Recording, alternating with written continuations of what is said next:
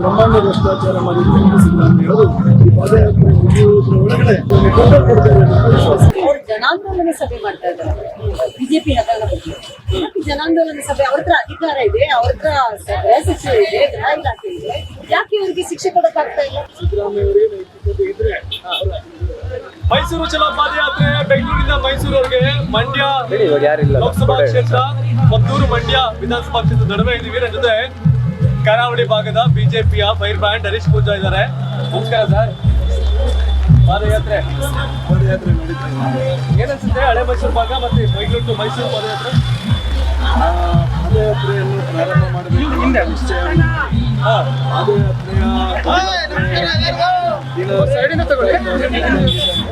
ರಾಜ್ಯದಲ್ಲಿ ವಾತಾವರಣ ನಿರ್ಮಾಣ ಆಗಿದೆ.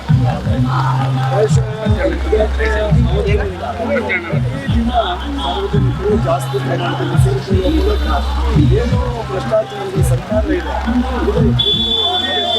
ಭ್ರಷ್ಟಾಚಾರ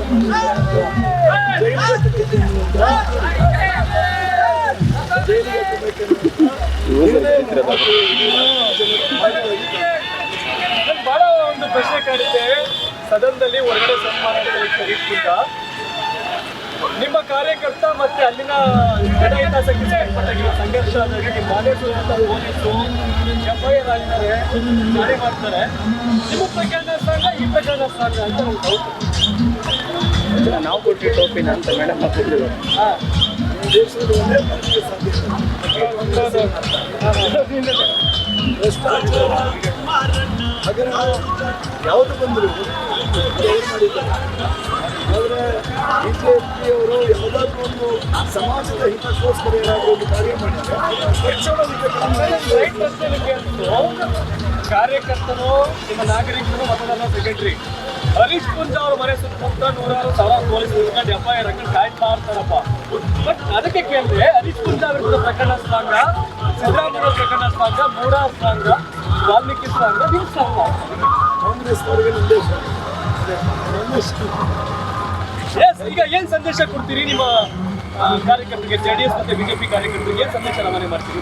ಈ ಭಾರತೀಯ ಜನತಾ ಪಾರ್ಟಿಯ ಕಾರ್ಯಕರ್ತರು ಈ ರಾಜ್ಯದ ರಾಜ್ಯಾಧ್ಯಕ್ಷರಾಗಿರ್ತಕ್ಕಂಥ ವಿಜಯೇಂದ್ರ ಅವರ ನೇತೃತ್ವದಲ್ಲಿ ಏನು ಪಾದಯಾತ್ರೆಯನ್ನು JDS ಜೊತೆ ಘೋಷಣೆಯನ್ನು ಮಾಡಿದ್ವಿ. ಎಲ್ಲ ಕಾರ್ಯಕರ್ತರು ಇಡೀ ರಾಜ್ಯದ ಕಾರ್ಯಕರ್ತರು ಕಾಂಗ್ರೆಸ್ಸಿನಲ್ಲಿ ಇವತ್ತು ಭಾಗವಹಿಸಿದ್ದಾರೆ. ಭಾರತೀಯ ಜನತಾ ಪಾರ್ಟಿ ಮತ್ತು JDS ಕಾರ್ಯಕರ್ತರು ಭಾಗವಹಿಸಿದ್ದಾರೆ. ನನಗೆ ವಿಶ್ವಾಸ ಇದೆ, ಏನು ಬ್ರಹ್ಮಾಂಡ ಭ್ರಷ್ಟಾಚಾರ ಮಾಡಿದ್ದು ಸಿದ್ದರಾಮಯ್ಯ ಹೇಳೋದು ಈ ಪಾದಯಾತ್ರೆ ಮುಗಿಯುವುದರ ಒಳಗಡೆ ಅಥವಾ ಮುಗಿದ ನಂತರ ಅದನ್ನು ಕೊಡ್ತಾರೆ ಅನ್ನೋ ವಿಶ್ವಾಸ. ಏನೀಗ ಕೆಟ್ಟ ವಿಶ್ವಾಸ ನಿಮಗೆ ರಾಜೀನಾಮೆ ಕೊಡ್ತಾರೆ? ಇಲ್ಲಿ ಸಿದ್ದರಾಮಯ್ಯ ಅವರು ಯಾವತ್ತೂ ಹೇಳಿಕೊಂಡು ಬರಲಿಲ್ಲ, ನಾನೊಬ್ಬ ಕಪ್ಪು ಚುಕ್ಕೆ ಇಲ್ಲದ ರಾಜಕಾರಣಿ, ನಾನು ಯಾವುದೇ ರೀತಿಯಾಗಿರ್ತಕ್ಕಂಥ ಭ್ರಷ್ಟಾಚಾರ, ಯಾವುದೇ ರೀತಿಯಾಗಿರ್ತಕ್ಕಂಥ ಈ ರೀತಿಯ ಯಾವುದೇ ಹಗರಣದಲ್ಲಿ ಸಿಕ್ಕಾಕೊಂಡವನಲ್ಲ ಅಂತ ಹೇಳಿಕೊಂಡು ಬಂದು ಇವತ್ತು ಮಸಿಯನ್ನು ಅವರು ಬರ್ತಿದ್ದಾರೆ. ನಿಜವಾಗ್ಲೂ ಅವರ ಅಂತರಾತ್ಮದಲ್ಲಿ ಆಂತರ್ಯದಲ್ಲಿ ನೈತಿಕತೆಯನ್ನು ಬರ್ತಾರೆ. ಸಿದ್ದರಾಮಯ್ಯ ಅವರು ಹಿಂದಿನ ರಾಜಕಾರಣದ ವ್ಯಕ್ತಿತ್ವ ಇದೆ ಅಂತಂದ್ರೆ ಸವಾಲಾಗ್ತಿದ್ದೀರಿ. ಖಂಡಿತವಾಗಿಯೂ ಒಂದು ಸವಾಲೇ ಇದು. ಸಿದ್ದರಾಮಯ್ಯ ಅವರು ಈ ಸವಾಲನ್ನು ಸ್ವೀಕಾರ ಮಾಡಬೇಕು. ಯಾಕಂತ ಹೇಳಿದ್ರೆ ಈ ಸಿದ್ದರಾಮಯ್ಯ ಅವರು ನಿಮ್ಮ ವ್ಯಕ್ತಿತ್ವಕ್ಕೆ ಇದು ಸೋಲೆ ತರೋದಿಲ್ಲ.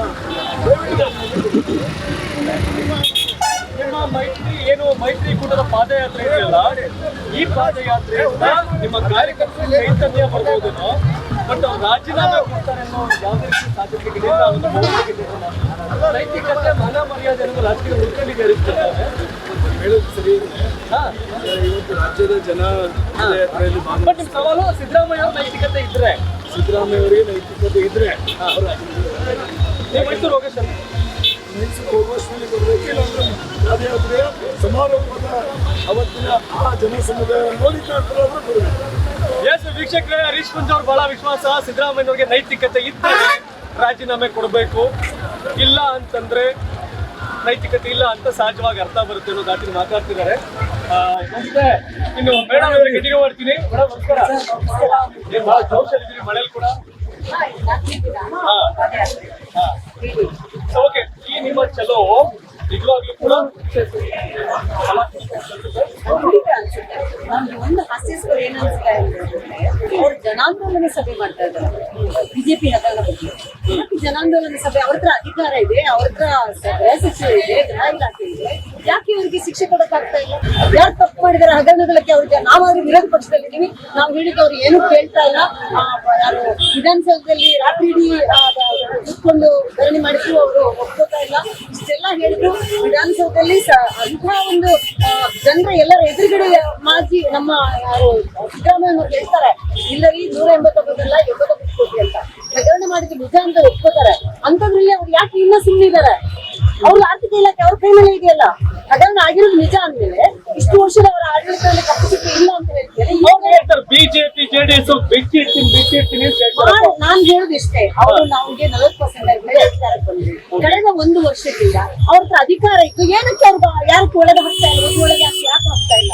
ಬಿಜೆಪಿ ಇರ್ಲಿ ಕಾಂಗ್ರೆಸ್ ಇರ್ಲಿ ಹಗರಣ ಯಾರೇ ಮಾಡ್ಲಿ ಅವ್ರನ್ನ ಯಾಕೆ ಅವ್ರು ಹಿಡಿತಾರೆ?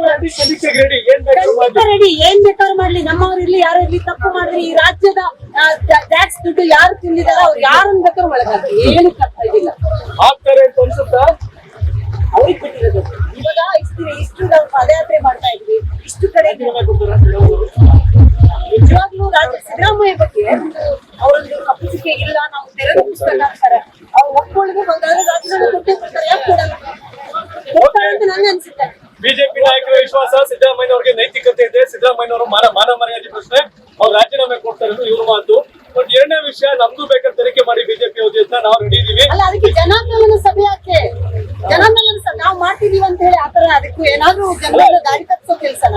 ರಾಜ್ಯದ ರಾಜಕೀಯ ಇತಿಹಾಸ ಇದೆ ಫಸ್ಟ್ ಟೈಮ್ ಆಗಿರ್ತಕ್ಕಂಥ ಸರ್ಕಾರ ತನಿಖೆ ಸಂಬಂಧಪಟ್ಟಂತೆ ಅಧಿಕಾರ ಕೊಟ್ಟಿದ್ರೆ ಅವ್ರ ಕೈಲಿ ಪೆನ್ನು ಪೇಪರ್ ಇದೆ, ಸೈನ್ ಹಾಕಕ್ಕೆ ಅವ್ರು ಏನಾದ್ರು ಮಾಡ್ಬೋದು. ಪೆನ್ನು ಬೇಕು, ಪೇಪರ್ ಬೇಕು ಅಂತ ಇದೇ ಭಾಗದಲ್ಲಿ ಡಿ.ಕೆ. ಶಿವಕುಮಾರ್ ಅವ್ರು ಏನ್ ಕೇಳಿದ್ರು ಜನರನ್ನ, ನಮಗೂ ಒಂದು ಅವಕಾಶ ಕೊಡಿ ಅಂತ ಹೇಳಿದ್ರು. ಏನಾಯ್ತು? ಏನು ಆಗಿಲ್ಲ. ನಾನ್ ಹೇಳಿದಿಷ್ಟೇ, ನೀರಲ್ಲಿ ಜನ ಮುಳುಗ್ತಾ ಇದ್ದಾರೆ, ಇಷ್ಟು ಬಿಸಿಲು ಜಾಸ್ತಿ ಆಗ್ತದೆ, ಇಷ್ಟೆಲ್ಲ ಜ್ವಲಂತ ಸಮಸ್ಯೆಗಳಿದೆ. ಅದನ್ನ ಬಿಟ್ಟು ಈ ತರ ನಾವು ಮಾಡ್ತೀವಲ್ಲ, ಅವರು ಜನಾಂದೋಲನ ಸಭೆ ಮಾಡ್ತಾರೆ. ಏನ್ ಸಂದೇಶ ಕೊಡ್ತೀರಿ ಬಿಜೆಪಿ ಜೆಡಿಎಸ್ ಕಾರ್ಯಕರ್ತರಿಗೆ? ಹಗರಣ ಅಂತ ಹೇಳಿದ ತಕ್ಷಣ ಯಾವುದೇ ಪಕ್ಷ ಇರಲಿ ಅಥವಾ ಜನರಿಗೆ ಯಾವುದೇ ಟ್ಯಾಕ್ಸ್ ಮೋಸ ಆಗಿದೆ ಅಂದ್ರೆ ಯಾವುದೇ ಪಕ್ಷದ ಕಾರ್ಯಕರ್ತರಿಗೆ, ಯಾರೇ ಪಕ್ಷದ ಮುಖಂಡರಿರಲಿ ಅವ್ರಿಗೆ ಖಂಡಿತ ಶಿಕ್ಷೆ ಆಗಬೇಕು. ಗಾಂಧಿ ಶೆಟ್ಟಿ ಅವರು ಅವರ ಕ್ರಾಂತಿಕಾರಕ ಮಾತುಗಳು ಸ್ಪಷ್ಟವಾಗಿ ಹೇಳ್ತಾರೆ, ನಮ್ದಾದ್ರೆ ನಿಮ್ದಾದ್ರೆ ಹಗರಣನೆ ಯಾರು ಕೂಡ ಜನರ ದುಡ್ಡೆ ತನಿಖೆ ಮಾಡಿ ತಾಕತ್ತಿದೆ ಮಾತಾಡ್ತಾರೆ. ಬಟ್ ಮುಖ್ಯಮಂತ್ರಿ ಸಿದ್ದರಾಮಯ್ಯ ರಾಜೀನಾಮೆ ಕೊಡ್ತಾರೆ ಅಂತಾರೆ. ನಾನು ಒಪ್ಪಕ್ಕೆ ರೆಡಿ ಇಲ್ಲ, ಯಾಕಂದ್ರೆ ನೈತಿಕತೆ ಇದೆ ಕೊಡ್ಲಿ ಅಂತ ಹೇಳ್ತಾರೆ. ಆರ್ಥಿಕ ಇಲಾಖೆ ಅವ್ರೇ ಇದೆ. 189 ಕೋಟಿ ಅಂತ ಹೇಳಿದ್ಮೇಲೆ 89 ಕೋಟಿ ಇಲ್ರಿ, 89 ಕೋಟಿ ಅಂತ ಅವರೇ ಸಾರ್ವಭೌಮ ಸಭೆಯಲ್ಲಿ ಒಪ್ಕೊಂಡಿದ್ದಾರೆ. ಅಷ್ಟೇ ನಿಮ್ಗೆ ಅರ್ಥ ಆಗ್ತಿಲ್ವಾ? ವಿಶ್ವಾಸ ಸೆಕೆಂಡ್ರಿ. ಸಿದ್ದರಾಮಯ್ಯ ಯಾವುದೇ ಕಾರಣಕ್ಕೂ ಮೈಸೂರು ರಾಜೀನಾಮೆ ಕೊಡಲ್ಲ ಅನ್ನೋದು ವಿಶ್ವಾಸ. ನಮ್ಮ ವಿಶ್ವಾಸ ಖಂಡಿತವಾಗಿ ಕೊಡ್ತಾರೆ. ಯಾಕೆ ಅಂತ ಹೇಳಿದ್ರೆ ಇಷ್ಟು ವರ್ಷದ ಅವರ ಅಧಿಕಾರ ಇಲ್ಲ. ಪಾಪ ಅವರ ವೈಫ್ ನಮ್ಮ ಹೆಸರು ನಾವು ನೋಡೂ ಇಲ್ಲ.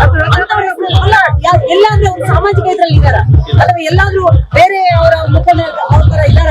ಅವ್ರು ಯಾರು ಅಂತ ಜನರಿಗೆ ತೋರಿಸೇ ಇಲ್ಲ. ಅಂತವರ ಹೆಸರಲ್ಲಿ ಇಷ್ಟೊಂದು ಕಪ್ಪು ಚಿಕ್ಕೆ ಬರಲ್ಲ. ಸಿದ್ದರಾಮಯ್ಯ ವ್ಯಾಲಿಡ್ ಪ್ರಶ್ನೆ ಅನ್ಸುತ್ತೆ. ಸಿದ್ದರಾಮಯ್ಯ ಪತ್ನಿ ಎಲ್ಲೂ ಕೂಡ ಹೊರಗಡೆ ಜನಗಳ ದೃಷ್ಟಿಯಲ್ಲಿ ಕಾಣಿಸ್ಕೊಂಡಿಲ್ಲ. ಈಗ ಈ ಅವರ ಹೆಸರಲ್ಲಿ ಒಂದು ಹಗರಣ ಮಾಡಿದ್ದಾರೆ ಅಂತಂದ್ರೆ ಮತ್ತೇನು ಅನ್ನೋ ಪ್ರಶ್ನೆ ಆಗ್ತಿದಾರೆ. ಸೊ ತಾವೇನ್ ಹೇಳ್ತೀರಿ? ಸಿದ್ದರಾಮಯ್ಯ ರಾಜೀನಾಮೆ ಕೊಡ್ತಾರಾ? ಕಾಮೆಂಟ್ ಮಾಡಿ ತಿಳಿಸಿ. ಧನ್ಯವಾದ. ಇದು ಕರ್ನಾಟಕ ಟಿವಿ, ಕನ್ನಡಿಗರ ಧ್ವನಿ.